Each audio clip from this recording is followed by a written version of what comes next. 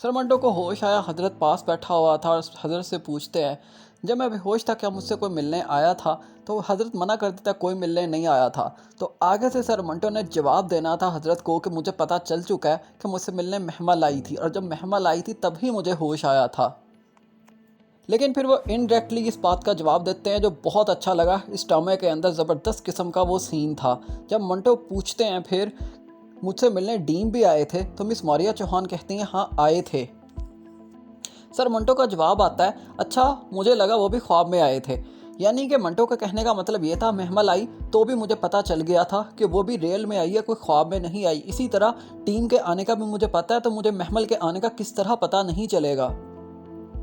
मैं मंटो न्यू को मज़ीद डिस्कस करें, इसके ज़बरदस्त किस्म के सीन्स को देखें, इनको रिव्यू करें। इससे पहले आप लोगों से रिक्वेस्ट है, काइंडली हमारे इस चैनल को ज़रूर सब्सक्राइब कर दें। काइंडली ज़रूर सब्सक्राइब कर दें। सिराज अमृतसरी और महमल का हमने ज़बरदस्त किस्म का सीन देखा, जहां पर पहली बार डाउट हुआ सिराज अमृतसरी को अपनी बेटी महमल के ऊपर कि वो मंटो के अंदर इन्वॉल्व है।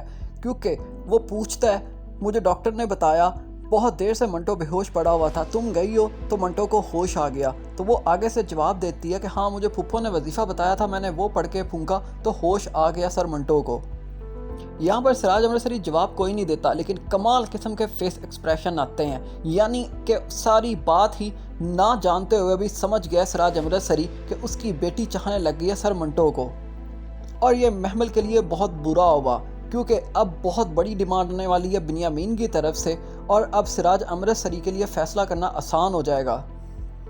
जब बिनियामीन मांगेगा महमल का रिश्ता फरहाद के लिए और कहेगा मैं खून बहा मैं चाहता हूँ तुम्हारी बेटी, सिराज अमृतसरी वैसे तो कभी भी ना मानता अगर हजरत के साथ शादी हो रही होती महमल की, लेकिन महमल बाकी हुई तो अब वो अपना गुस्सा दिखाएगा, और गुस्सा दिखाते हुए अपनी बेटी को ब्याह डालेगा। इस चीज़ के लिए रेडी हो जाएगा कि वो फरहाद को देने के लिए तैयार है अगर सुलह होती है, क्योंकि महमल ने एक मंगनी होते हुए, एक रिश्ता होते हुए अफेयर चलाया, किसी और को चाहा, तो ये बहुत बड़ा गुनाह था। और अब वो ये समझेगा कि मैं अपनी बेटी को गुनाह की सज़ा दे रहा हूँ।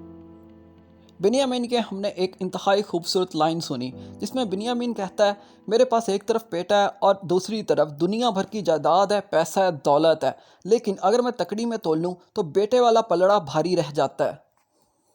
और रियलिटी में भी ऐसा ही है, अगर दौलत हो, पैसा हो, जायदाद हो, लेकिन औलाद ही पास ना रहे तो ये किस काम की।